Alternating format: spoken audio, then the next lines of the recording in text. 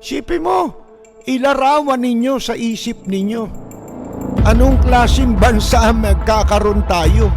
Pagkaya na yung mga yan ang nakaupo na. Rapid fire! Tolerated yun. So what's next? Tatagdagan nyo ba? Nagbanta po anak ni Digong nyo. Nagpasarap na kayo ng sobra-sobra. Gusto nyo pa? Ang pinagbantaan po si Presidente Bongbong Marcos. Tama Ang na yan. sabi It's po okay. Isang ulo lang naman ang kailangan namin. Ang ulo ni Bongbong Sino Marcos! nananakot ngayon mga kaibigan? Sabi naman ni Robin Padilla, Napakasarap kong isigaw ang Duterte. Sapagkat alam po nating lahat, batid nating lahat, naramdaman nating lahat ang pagbabagong dinala ni Tatay Digong. Hindi po tayo nandito para makipagkulahan. Hindi po tayo nandito para sumipsip. Tayo po'y nandito para makiisa sa pagbabagong naantala. Batid po natin lahat. Alam natin lahat na naantala yung pagbabago na naumpisa. mga kaibigan, lintik ang mga talangka sa ulo nito, no? Oh, di ba? Panay papuri mo eh. Hindi naman masamang pumuri, kaya lang himod ang ginagawa nyo eh. Wala naman dapat ipuri, pinupuri nyo. Sana kung totoo sinasabi nyo, niloloko nyo, pati sarili nyo eh. Naniniwala kayo, makabansa kayo, hindi naman. Di ba? Sira ulo nyo. Pagka ganun kayo, wala kayong dapat ipagpatuloy. Yung lagim, ipagpapatuloy ninyo. Tila itong PDP laban, mga kaibigan, itong paksyon ng mga siraulo, partidong padapa, ayan po mga kaibigan. Ano ho ito parang pinasok ng akyat bahay, Pagkatapos kinuha yung mga kagamitan, akyat bahay gang na grupo ni Presidente Digong nyo. Tapos, yun ho nangyari, naagaw yung partido, agaw armas, parang MPA, agaw armas, mga kaibigan. Talagang padapa na ito kasi ala na isipin mo yung mga original, katulad ni Coco Pimentel, siyempre original siya dyan, di ba? Dahil sa tatay niya nagpapatakbo niyang PDP laban nung araw pa isipin mo, sa inyo yan, kayo ang mas mahabang kasaysayan na nagdadala ng PDP, kaya yan iilang piraso lang kayo, kaya walang miyembro yan. Ang pinag-uusapan, kayo yung kilala di ba? Identified, pag sinabi mong PDP laban, Pimentel, di ba? Sapagkat isa sa founder ng padapa, yung tatay niya, di ba? Si nasirang Nene Pimentel. Akalain mo mapatalsi ka ng mga eskolta guerrilla? Bali ba yung mga miyembro ngayon na yan, nagsisamahan lang, ayun lang. Di ba? Sapagkat, nandyan yung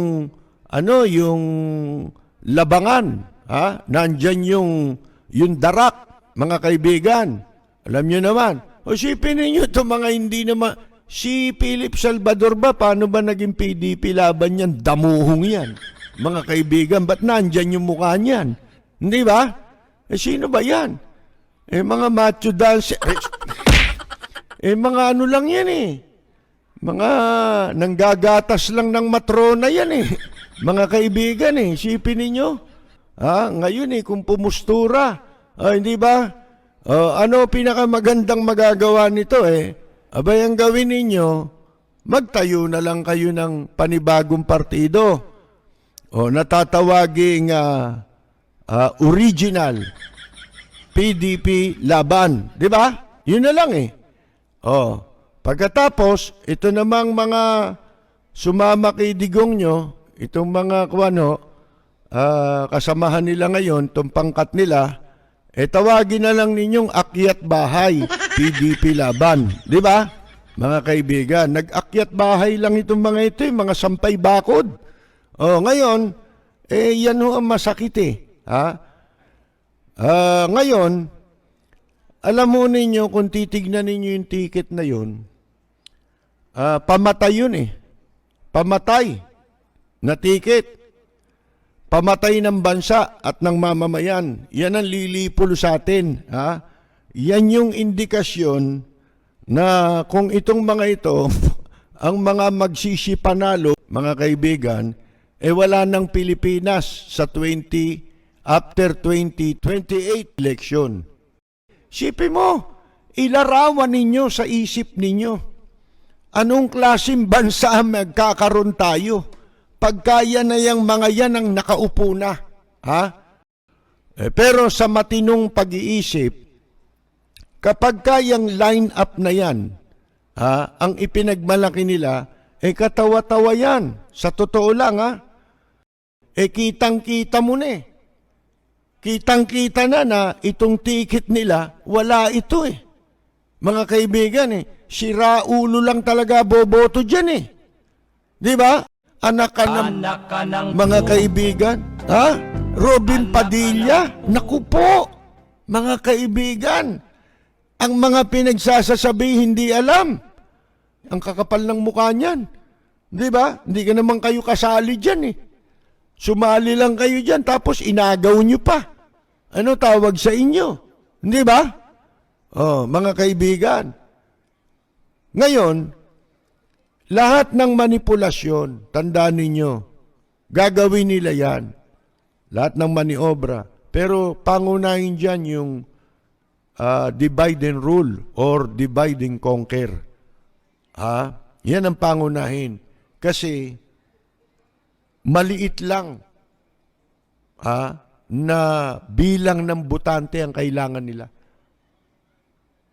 Kaya na nilang maigiitan sarili nila sa kapangyarihan kung ang mamamayan hindi maiintindihan yan. Kaya kailangan nating ulit-ulitin ito. Dapat, kahit marami ang tumakbo, huwag nyo nang iboboto yung iba. Huwag na kayong magdadalawang isip na, ano kaya, iboto ko to o pipili? Huwag. Dalawa lang ang pagpipilian nyo. At isa lang ang objective nyo, dapat. Ang magwakas na ang katarantaduhang ito. Dapat nang wakasan ito. Dahil kung ito, papalitan lang ng mga kaalyado rin nila, abay, sayang lang ang pagboto natin. Sayang lang. Bakit pa natin in-exercise yung ating nag-iisang kapangyarihan na hawak-hawak mo? Yan ang isa na lang na kapangyarihan mo sa buhay mo bilang isang Pilipino. Napakarami mong tinitiis bilang isang Pilipino. Katunayan, sabi ko nga nung matagal na stressful na ikaw ay maging Pilipino. Di ba? Nakaka-stress. Ang pag-ibig ay Ito po si Percy Lapid. sa bayan ko. Maraming salamat at magandang gabi! Willie Revillame!